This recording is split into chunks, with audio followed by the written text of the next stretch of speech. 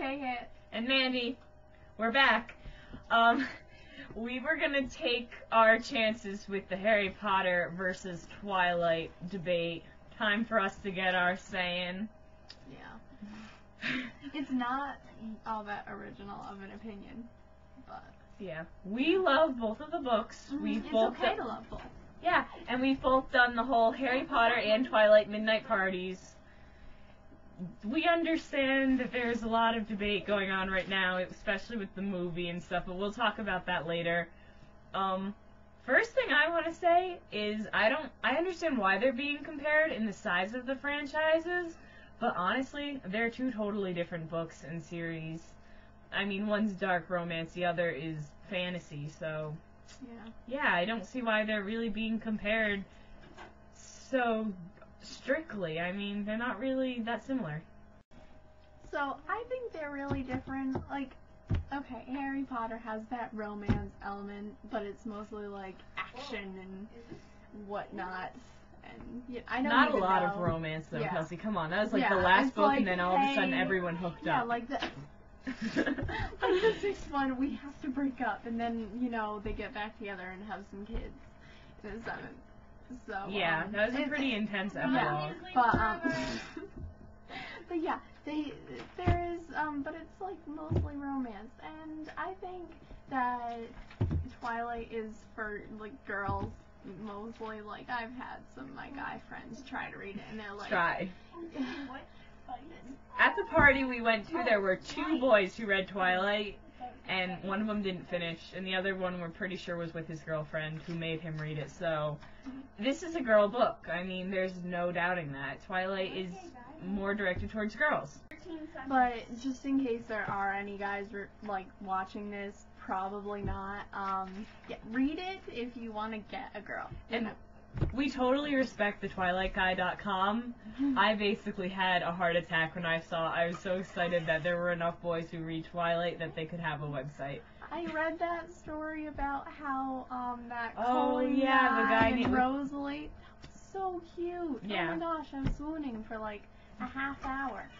But Harry Potter, different genres. And you know what? I've heard all this talk about how they have different audiences, how Harry Potter has a wider audience and Twilight is more directed towards teenagers.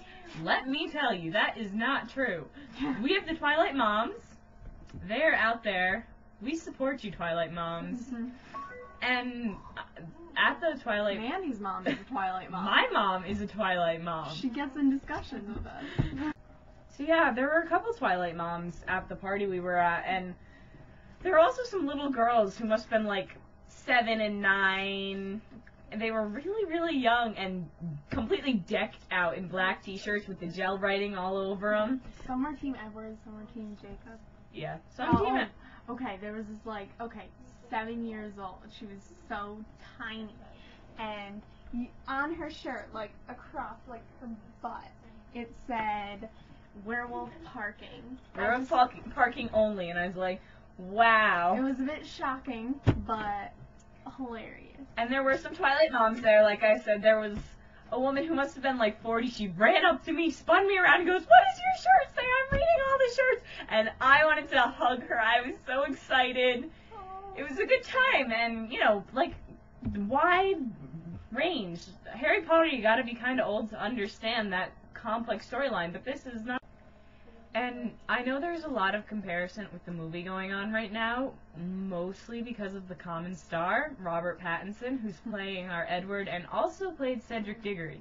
Now, there's a few things that those characters have in common. Basically, top of their class. I believe Cedric was head boy at one point. Gorgeous. Both gorgeous. Edward is like straight A student, totally hot. So there are some similarities, but let me tell you, if it was Edward in the graveyard with Voledemort, he wouldn't have died. No. And I learned that from Kelsey. But I said it. Exactly. Because, honestly, a couple words and a little, wouldn't kill a vampire. Come on. Yeah, you need something a lot more to kill Edward Cullen. Exactly. He doesn't go down without a fight. Cedric, he didn't even have a chance. And you know what, Kelsey? I feel really, really bad for Rob because he's being asked so much about the differences between Twilight and Harry Potter. And, I mean, he finally just said it in one of the Twilight Tuesdays that he only had a small part in Harry Potter. He had a bit part. And he's the main character in Twilight, well, one of them. And so he really can't compare the two because it's such a different experience. And I give him a lot of credit for saying that because I've been thinking that the whole time. Long distance high five, Rob. Yeah. Basically, same. Yeah. I We mean, talk about this a yeah. lot, so we have this. I feel bad that he's been having all this pressure to say, like, the differences, but really, I mean, yeah, he's got the movie differences of the production, but still, it's not the same. Okay, and you guys, come on. He's just an actor. He's not like. Superman. Well, Yeah, or a movie critic.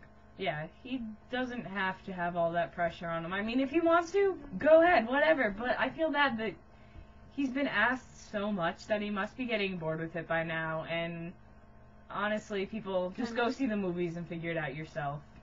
Because there are a lot of things that are different. I mean, the plot line, the production's gonna be different. I mean, it's a different director, different set of actors. I mean, yeah, they're still doing the harnesses.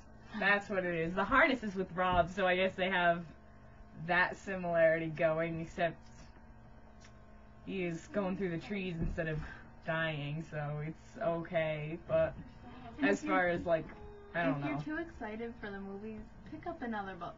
You know, find something to fill your time. There is another thing that I found they have in common, and I don't think anyone's said this before, so I'm going to say it. Both main characters who the story is primarily told by have scars, like Bella has her horizontal problem and Harry Potter's got like the forehead thing going on. Like, so they both have scars from their enemies.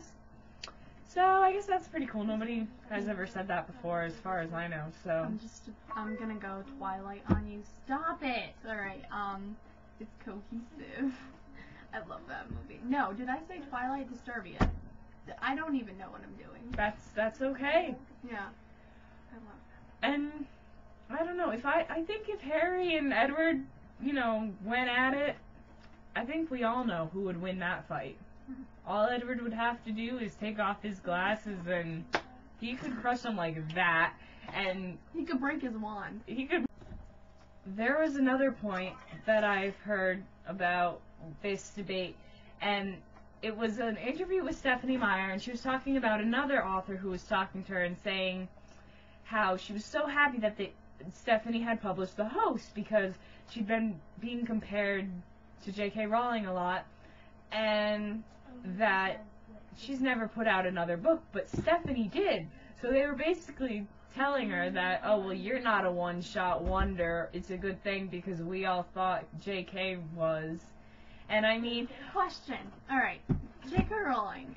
I love her. Yeah, I don't think she's a one-shot wonder. With her Beetle the Bard thing, okay, is that like another one? Can we still say she's a one-hit wonder if that's the last thing she does, or does that count as another? I don't know it's because off the Harry Potter. yeah, well, but it's still related and it's not a totally new series, so I would have to say yes.